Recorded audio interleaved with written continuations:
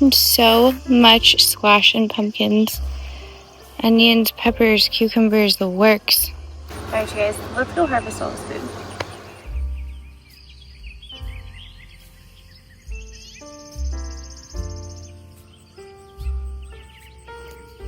What's up you guys, I'm Natasha. This is the kitchen garden at Shepherding Peppers Farm. It is so hot outside.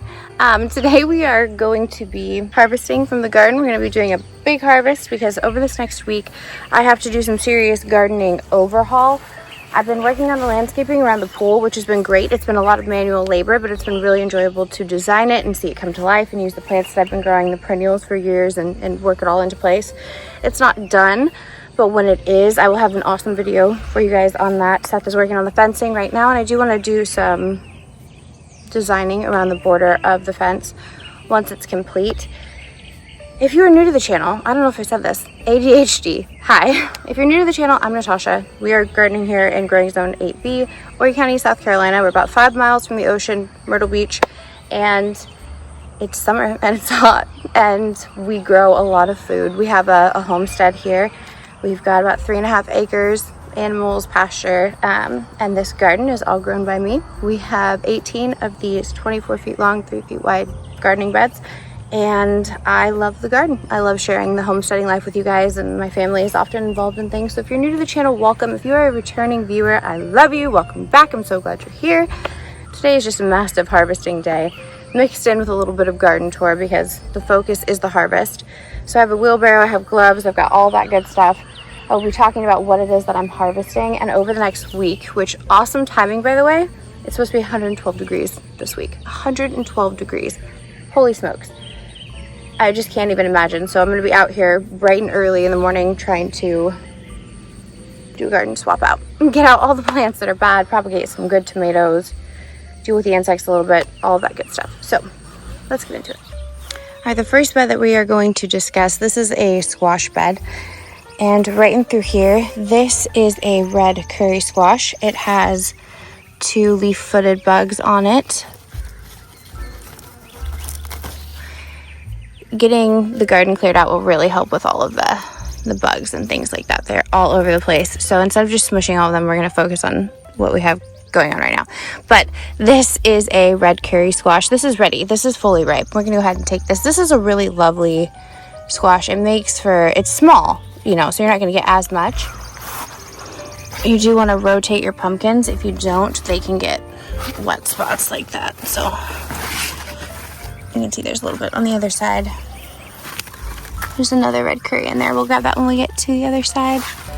And then this is just a whole slew of different pumpkins and different squash in here. So it's a little bit on the crazy side, which I don't mind. This right, ooh, that's pokey. This right here is an almost ripe jack-o'-lantern pumpkin, and then there's a sugar pie pumpkin right there. We're going to harvest both of those. Even though this still has some green on it, this will finish ripening in the house at this point because it does have quite a bit of orange, and it'll give the plant some support for the massive turnover we're going to have. This is a, I don't know actually. I'm not sure which one this is off the top of my head, but if you can't tell if your squash is done, if you put your fingernail in it and it leaves a mark, it's not ripe enough yet. There's lots of mushrooms in there. Oh, I see some more stuff on the other side. I'm excited to dig through this, but I will be using gloves because squash can have quite a bit of pokey foliage. So here's another mini pie pumpkin, some squash bugs, stink bugs. Yeah, this is a zoo.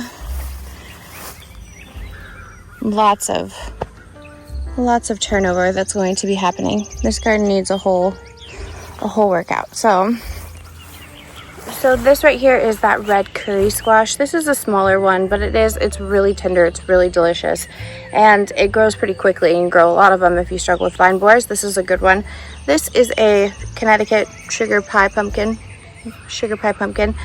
These are also great. Really love these. The method of keeping the squash covered until it was big enough to still on the ground has obviously worked decently well, so that's good.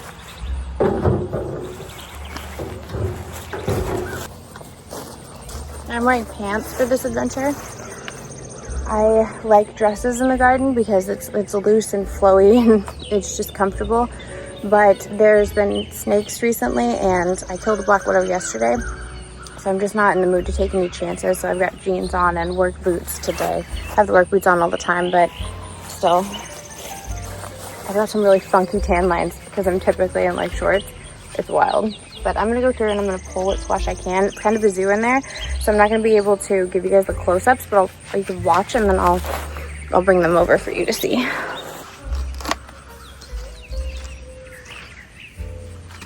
This is a jack-o'-lantern pumpkin.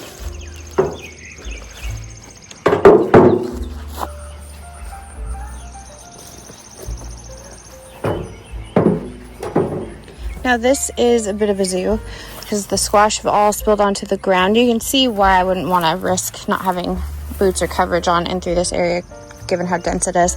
And then these are pole beans. So you're starting to see some drying out in these ones, but they haven't really filled in. It's just because of the heat. It's been pretty rough. But we're gonna, like, this should have some drying beans in it real soon. You can feel the difference between the deflated ones that will not have beans versus the ones that will. So we're gonna come through and we're going to do some garden overhaul. Again, not today, but this next week. Lots of work in through here and with all of these garden beds, truthfully. These right here are slippery silk pole beans. They're a drying bean, which is nice because I don't really have to worry about coming through here unless I'm checking for ripe squash. Some of these.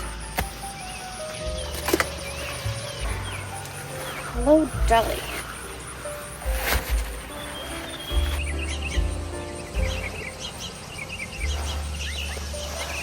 Yep.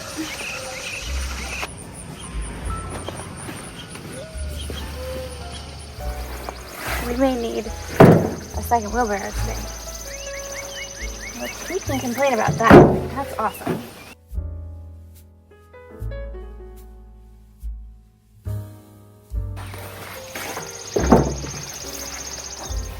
I would not be surprised in the slightest if we needed a second wheelbarrow today. This is kind of the peak gardening time, so when we're not out here harvesting every day, it gets really overrun. So I'm sure when we next week do our changeover, it's going to be a lot of harvesting then too, but it's great. I already have gloves on, so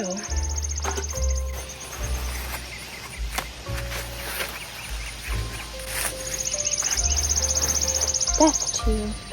So this trellis right here that you're seeing, that's on the opposite side of the slippery slope pole beans. These are all Blue Lake beans. This trellis right here, this has Chinese purple noodle beans, and we're starting to get some buds on those, so that's exciting. Sophia's a really big fan of these. They taste kind of like a mix of an asparagus crossed with a green bean. They're very unique in that way. Now this is a Kajari melon right here. This whole bed is full of melons, so I'm gonna have to kind of dig through this one as well, which I'll put gloves on. And you can see they're kind of spilling out onto the ground, which is the intention of this area. I'm not gonna do too much with these beds that are spilling out, besides possibly grabbing some grass if I can and removing any dead leaves or diseased things like that. So these right here are cucumbers. These are cucamelons. I can see them on the back of the trellis right here. And then we have our bait alphas, and you'll see the other ones as we get a little bit closer. But all in through here, we've got different types of melons, honeydew melons, little babies that are growing and starting and doing well, which I'm excited about. As we come down, this right here is a Santa Claus melon, and then this is a banana melon. Now this has already popped off the vine. This is a little Charentis melon right there. It's always nice when they come off the vine on their own, because then you know they're definitely ripe. You just watch out for ants though, because they like melons a lot too. And then I got more of those in through there. While I was looking, I did find a couple of cucumbers. These are bait alphas right here, and they are trying to ripen. That's why they've got a slight yellowish tint to them. I did see a very ripe cucumber that I'll be able to show you when I get to the other side. And then these are my beloved vine peaches. These will turn fully yellow when they are ready to harvest. I've talked about my love for vine peaches numerous times because I am so obsessed with them. That's a really big spider. Aragog lives down there apparently. Massive wolf spiders out here.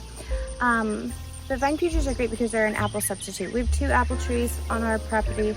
They're still pretty young, so they're not developed enough yet to really produce fruit for us. So in the meantime, vine peaches are great because they're these small melons and they're not sweet like a traditional melon, and you can peel them and cut them up and they taste kind of like a granny apple without a lot of flavor. They're almost flavorless in that way. They're like a flavorless apple, which doesn't sound very good except for the fact that it will absorb the flavors of whatever dish you put them into. They're the only melon that I know of that you can and use, and we use them to make mock apple tarts and mock apple pies, and they do so well. I've made that on the channel before. I'll probably do it again in the future. They're just wonderful. Vine peaches are something I will probably always grow until the point in which our apples actually start coming in. So if you are looking for an apple substitute, this is a great one. So full disclosure, it is very, very hot already. I have sweat running down every part of me. So this is not a cute garden tour, it's just a garden tour. And right here, this is vining moonflower. I'm really excited to see how this does. Moonflower is exceptionally beautiful, and I think it'll be really, really lovely on this trellis, so I'm excited to see that. This is a garden sweet hybrid cucumber. It's got a little bit of pokiness going on, but that's okay. We're gonna come around to the back in just a second. I'm trying to go in straight lines, which is hard enough. Now this is a little bit mixed up. These purple flowers, this is catmint, whereas these white ones are catnip. And I do plan to use this as landscaping around the pool. There's a lot of herbs in there, and this is a perennial, so it's lovely. I'm gonna dig this up and divide this. I just haven't had a chance to do so yet. Whereas right here, this got dug out and I need to replenish this with some compost that we make here. This had giant purple anise hyssop in it, and that got moved. Now, I've been saying for quite some time that I need to clear out this bed, and I haven't done it because I've been doing other projects. This is broccoli, and as you can see, it has gone to seed and is actually ready to harvest now because these are all brown. And if you open these, they're teeny tiny little broccoli seeds in here, like that. This is Waltham 29 broccoli that's gone to seed. That's ready, so we're definitely gonna harvest that. I do want to check on all of my onions today. I'm gonna pull an onion from each bed just to get an idea. So these are purple onions right here. Those look decent. I'm happy with it. I'd like them to get a little bit bigger, but if they don't, that's okay too. These are Nance carrots that are planted in here as well. Check on those. Those are decent. That just really bonded with a piece of bark. Those could be harvested as very small carrots or even baby carrots. They're doing well. This bed is my most shaded bed in the garden, which is why these carrots have done as well as they have. Not totally losing it and going to seed. There are beets. These are Detroit red beets right in through there. And then, again, lots of weeds. We're going to pull a lot of this out this week. Not in this garden tour, this week. This right here is getting eaten by bugs. A lot of the brassicas are. The brassicas have been found by the bugs and are being enjoyed, which is fine. It happens. And since I intend to pull them out and feed them to the sheep, if they haven't already gone to flower, I'm not overly concerned about it. It is what it is. But all of this is going to come out. So these are Japanese beetles right here. The bane of my existence. I'm going to go ahead and put my gloves back on, and we will attack them viciously. Put different sort of brassicas in through here. These will make for good animal fodder at this point. And this trellis will end up having tomatoes put on it. Right now it just is a zoo of lettuce that has gone to seed. So I need to come out and harvest some of these lettuce seeds.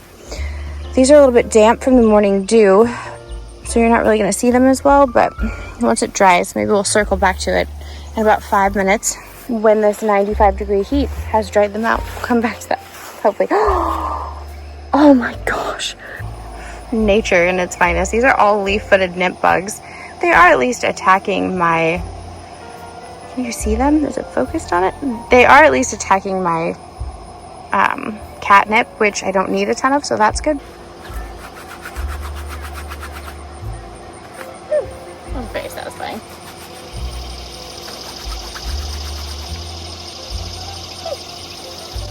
Okay, please.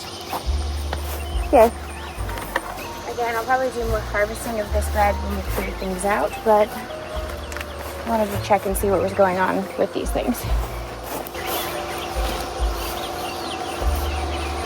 Oh, there's another one that came off. Yay!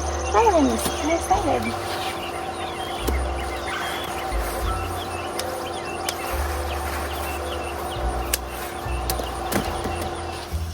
Now this is one of a few dahlia beds. It does have chamomile in it. You can see that the grass is going to come out for sure. I need to deadhead the flowers that are spent so that way the dahlias keep doing well. They're more than a little bit competitive with the other plants right now, so we want to clear that out. This is hyacinth vine. I prefer this be growing on the trellis, so this needs to be moved over that way. And then this is chamomile right here that is done for the season. And we are going to take all this out. Blackjack dahlias, some radishes that have gone to seed. You can see the Japanese beetles are also enjoying some of my dahlias, which is very, very rude. These are really lovely, right in through here, these purple ones. And then these are ripe. These are radish pods right here. So once these have turned brown and dried out, we can go ahead and save these for seeds as well. Now over here on the side, these are Haramadu melons. These are a really beautiful creamy white melon. I really like these.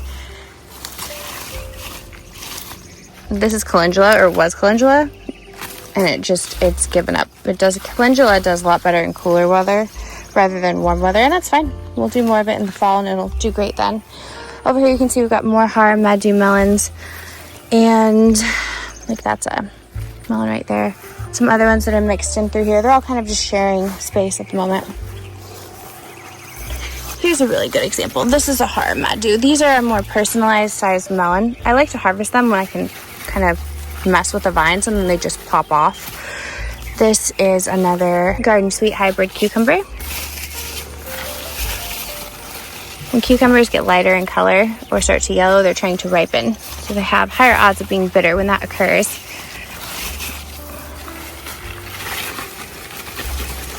This melon right here is almost ready. Look at that. That's a big one. This is a bait alpha cucumber. More cucumbers. So we're going to harvest a lot of these. I'm going to be sad to leave the shade. I probably should have done the sunny side of the garden first and then the shaded, but what can you do? And these are the cucamelons. These are great. These make a really lovely little pickle. They're super cute and unique, which I like. So we're going to look through all of these. And then over on this side, we have our dark green serpent melons. They are botanically speaking a melon, but they get quite large and they taste a lot like a cucumber, so that's what we grow them as. Oh, there's a ripe cucumber. So if you're wanting to save your cucumbers for seed, this is what you're looking for.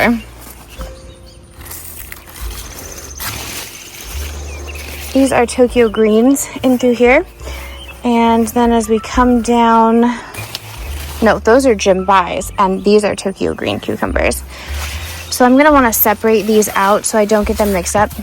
But yeah, that's a ripe cucumber. So this is a fully ripe cucumber. It's turned quite orange and it is very hard. It's gonna be bitter. You're not really gonna want to eat it at this point. But if you ever wanted to save seeds from your cucumbers, you want to let them turn to this funky color right here. All right, so don't let me forget. This one is a Tokyo green and this is a jimbai, and I'm gonna put the jimbais going in the circle basket. Hopefully I'll be able to remember and tell them apart. So it's a very small garden sweet cucumber right there.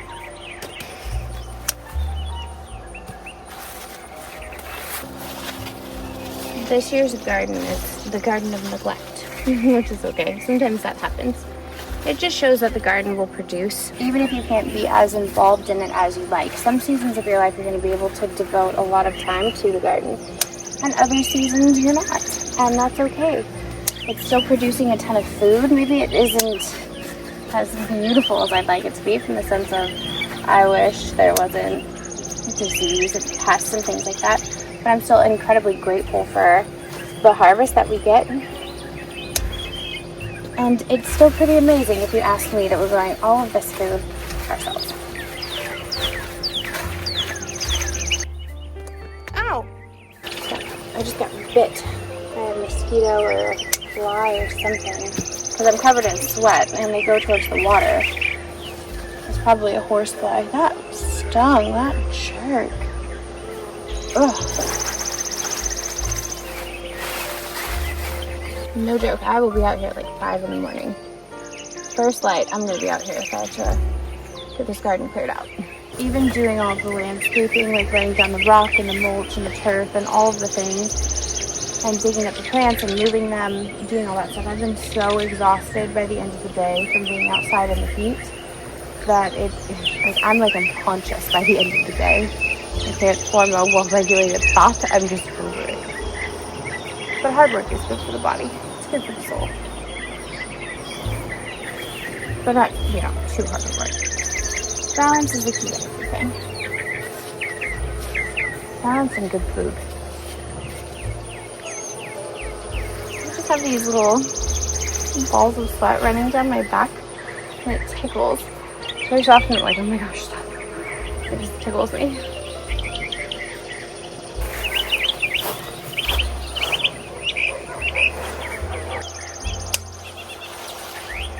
Enormous.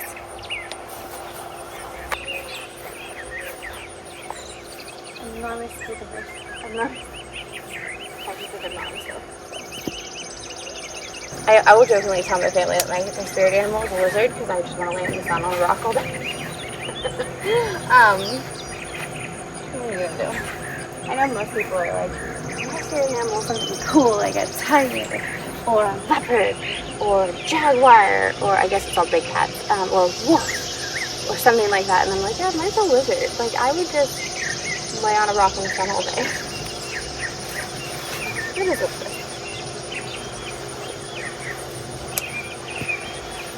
These are Tokyo greens.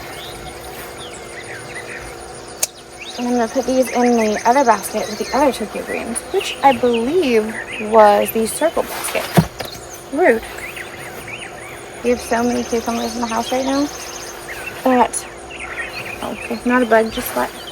But I'm going to need to make more pickles. Fire and ice and sweet dills. Last year I did a sourdough, and sometimes they're really nice to have like a sourdough pickle, but I really want to do sweet dills this year as well. So keep an eye out for that video.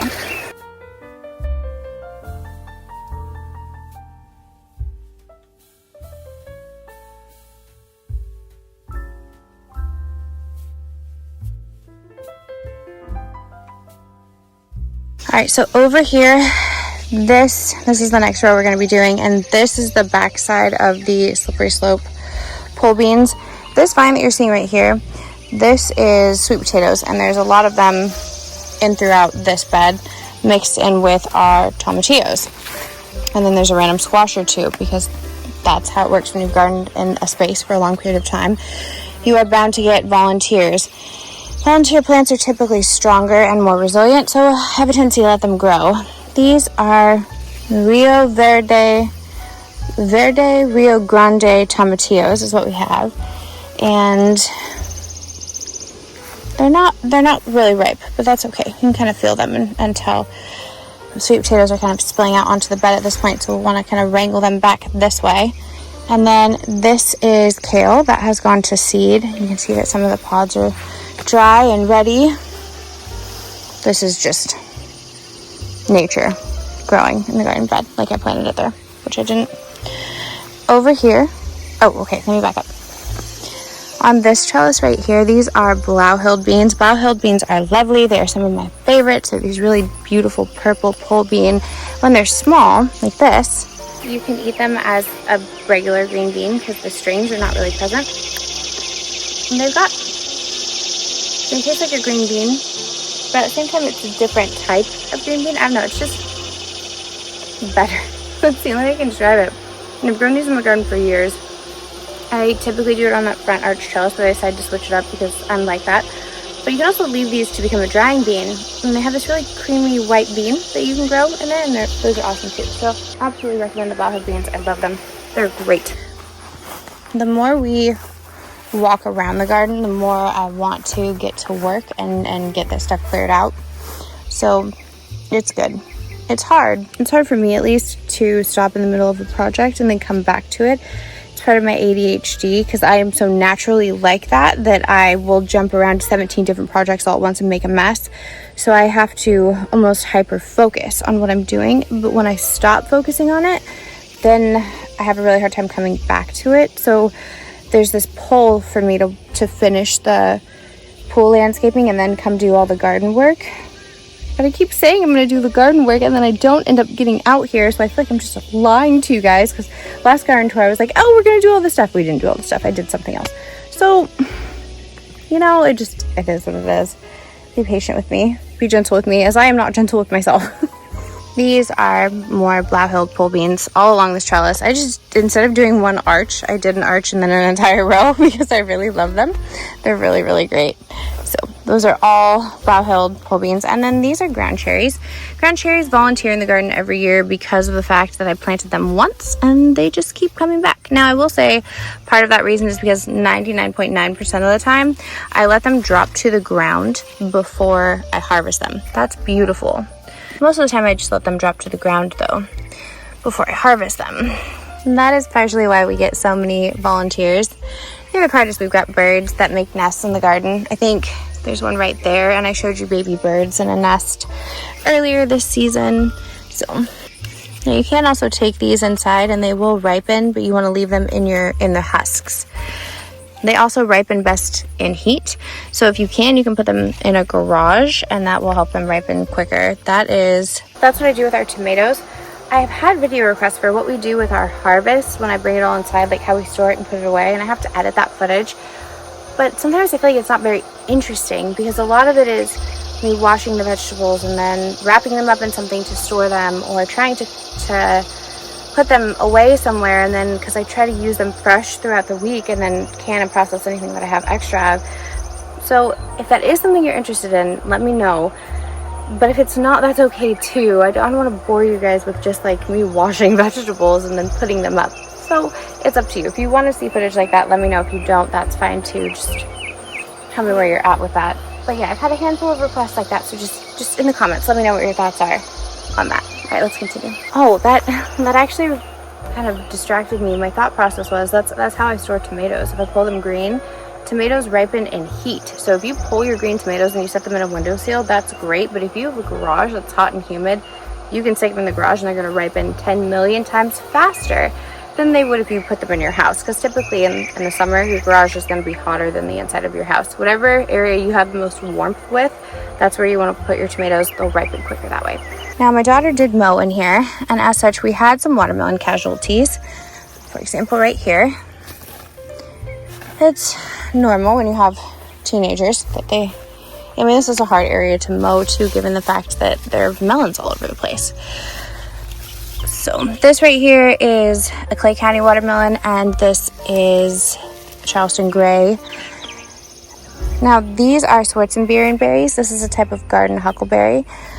You don't want to eat these until they are fully ripe, because even this is like a purple. You want to be black and shiny. This volunteers in the garden every year too, because I planted it once, and it's a great trap crop.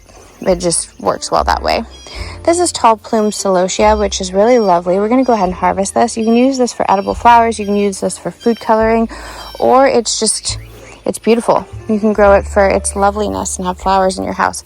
I really like these red ones. I feel like it reminds me of, sorry, there's a bug attacking me. I feel like it reminds me of fireworks for whatever reason. Those are really pretty. This right here is a carrot that has gone to flower. I saw in a gardening group somebody ask, how do I know when my carrots are ready? This is the beginning stage. This is the secondary stage where they're starting to dry out. This is when they're forming seed heads, and this is when they're fully ready for you to harvest, when they are brown like this. This right here, that's a carrot seed. So we can harvest this carrot and have this for seeds. And there may be a couple other ones, and you can let them get even more brown and dried out like that. The more dried out they are, the better. So we can go ahead and we can harvest these carrot seeds and take those inside for sure. And then in through here, we've got some different melons. I'm stepping on one, I can feel it. Sorry. Charleston Gray. This is another dark green serpent melon. This is why you want to check both sides of your trellis, because I did not even see that. This right here is our southern giant curled mustard that has gone to seeds. You can harvest these seeds and make ground up mustard powder with that. There's lots of it in there. Anytime you let something go to seed in your garden, you are much more likely to have volunteers. I got some other melons in through here. This is a Prescott Fond Blanc melon, which is a really lovely melon that looks a lot like a pumpkin. It's super cute. It's like a pumpkin-shaped cantaloupe. Over here we have, this was a bunch of Juliet tomatoes, and they're kind of over it. I'm gonna harvest a lot of these, the ones that I can, and a lot of green ones. We'll propagate any healthy tomato stems that I see, and we have those planted. We'll get all this grass out of here too, which is necessary. And I would like to check on these onions. Over here, this is gazania flower, which is really pretty. And then we have volunteer zinnias. Let's check on these onions. So I know it's gonna be hard on them competing with the grass. So this one's flopped over. That's not bad for a white onion. I'll take it.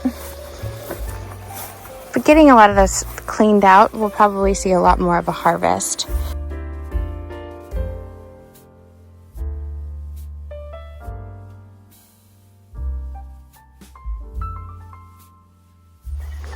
Alright, so over here in the front, these are blue cream tomatoes.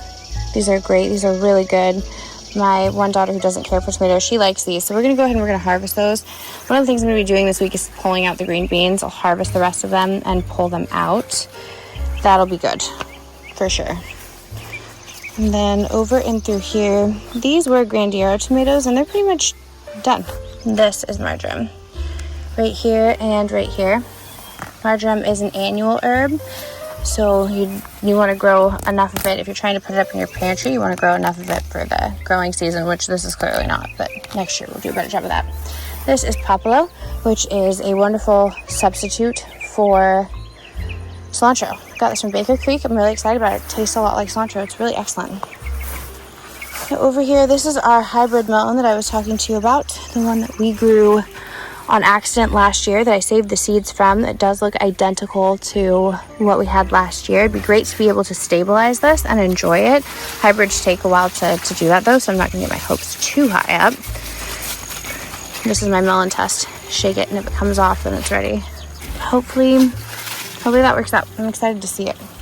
It's an unintentional cross. These are pretty. That's really nice.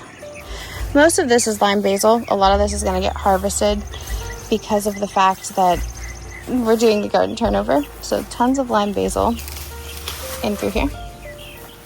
Now if we come up, these are all Gloriosa daisies on this side and different Rudbeckia flowers. Tons of different varieties. These will look really lovely on the perimeter of the fencing. That's kind of my thought process for that, but to be able to dig them out, I need the fence to be done.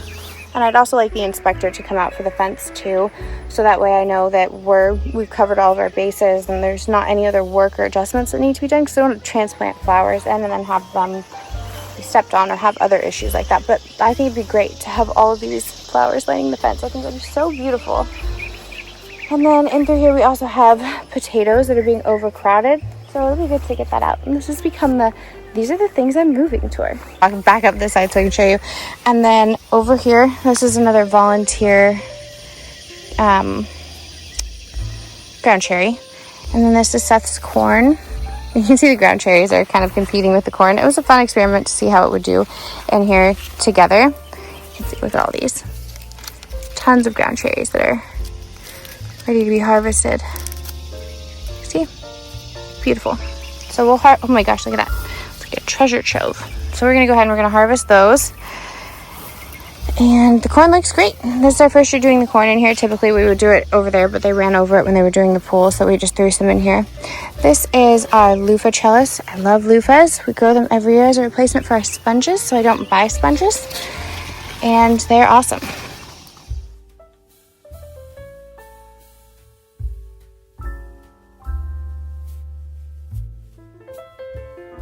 That's so great.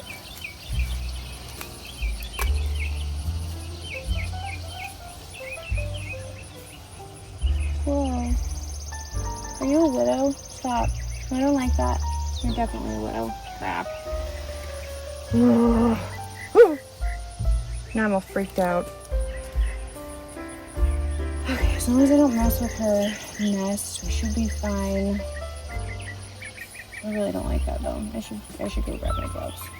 Well, I might be about to change my tactic on harvesting the ground cherries when they are on the ground because things I'm not a fan of are, well, spiders. Black widows in particular. They really freak me out. I'm sure they probably freak out other people too. As a gardener, I try to accept that there is a need for insects. One black widow a day is too many black widows a day, so. It wasn't in the ground cherries. There's a little hole right there. There's a crevice. I can see exactly why she chose that spot. It doesn't make me happy, but I get it.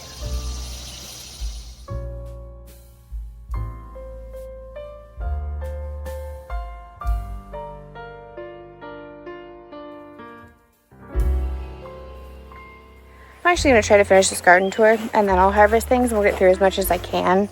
But there'll be more harvesting and things like that when we do the garden work. I will not probably be talking nearly as much though because I often like to listen to music when I work. It helps take the edge off of the manual labor.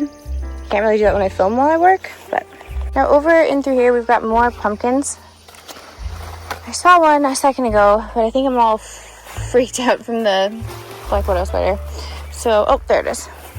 This is lovely. Hello, you are beautiful. Well, you could have been prettier. This one looks like it got ran over too, but that's okay. Got lots of Marglobe tomatoes. These are Sugar Rush peach peppers, right in through there. And then we have these are really good. These are the Vicente Sweet habaneros. These are great. Love those, especially when they're green. When they're red, they're a little bit too hot to enjoy, but we can cut up a few of these and handle them on our potatoes and things like that, or on pizza, and that's really good because it adds a good solid kick of spice in there. These are Megatron jalapenos here and here. These look really good. This is a whole batch of Megatrons. Megatrons are my favorite jalapeno because of the fact they are so large that you can do a lot with them. They're the best jalapenos for stuffing, and they're really great when you make jalapenos to can because you get a lot of meat from them, like meat on their bones, which is really good. And then over in through here, we've got some cayennes. Got some more pumpkins. And this is an onion that's gone to seed. So these are onion seeds. I need to get a Ziploc bag for those because I don't want to lose those. And this is a spaghetti squash. That's fully ripe. So we definitely want to take that. See, what's hard is if I don't actually film it, I always worry, oh, I'm going to forget. I'm going to forget what I'm supposed to harvest. I'm just going to have to walk around and try to remember. Oh man, the zucchini bed. I've so neglected the zucchini. So this is supposed to be a golden zucchini, and it's now an orange zucchini because it's ripe and I can save seeds from it. This is yellow crookneck summer squash. All it takes is one black widow, and I'm mildly freaked out for the rest of the day. I need to go to sleep and start over.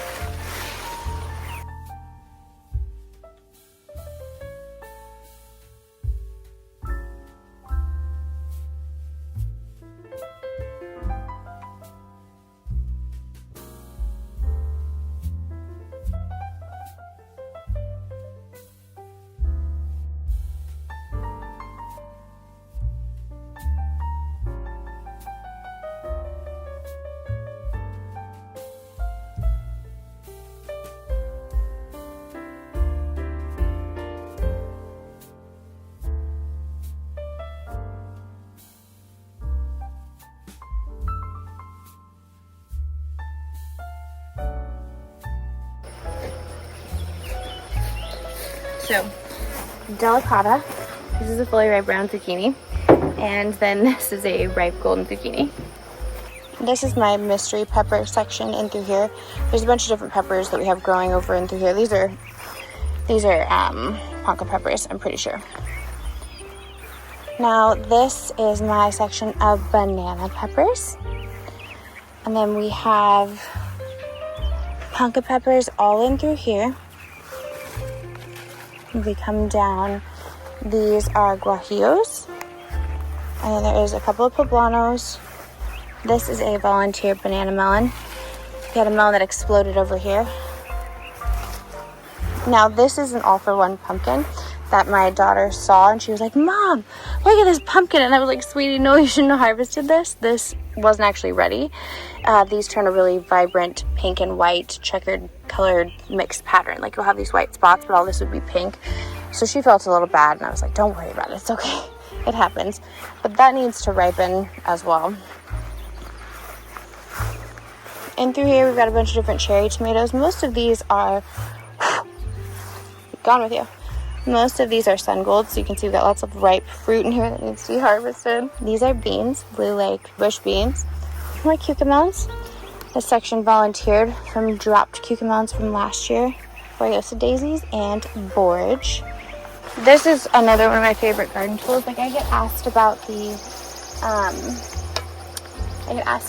tomato trellis tie-in tool that I use all the time. It's in our Amazon store. I can put this one in here too. This is a hand hoe and it is exceptional for helping getting weeding done a lot faster. But all of these have fallen over. I'm gonna go ahead and I'm gonna harvest these onions.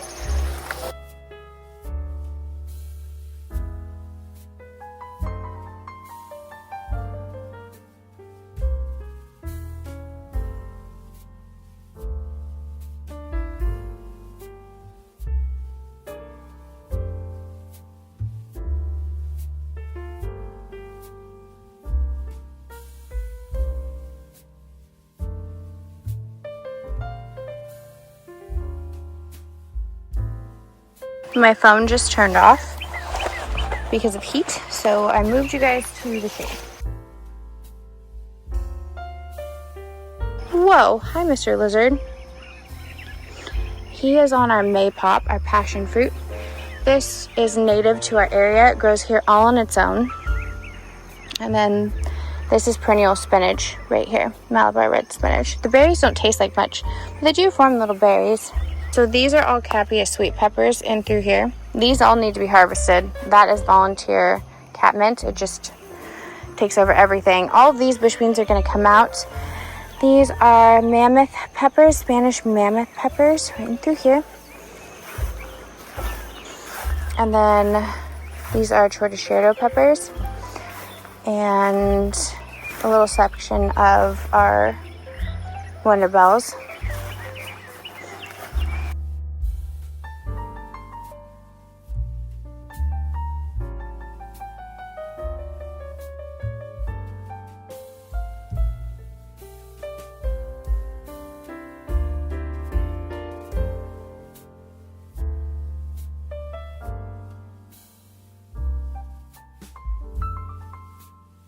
Hopefully this video was long enough, but at this point, this garden tour is done because I'm going to start pulling things apart and harvesting them. I'm excited. I'm gonna grab the rest of that squash that's up there just because I know it needs to. Rude. And when we drop a cucumber, hateful cow. I'm gonna grab the rest of the squash and be quiet for a moment.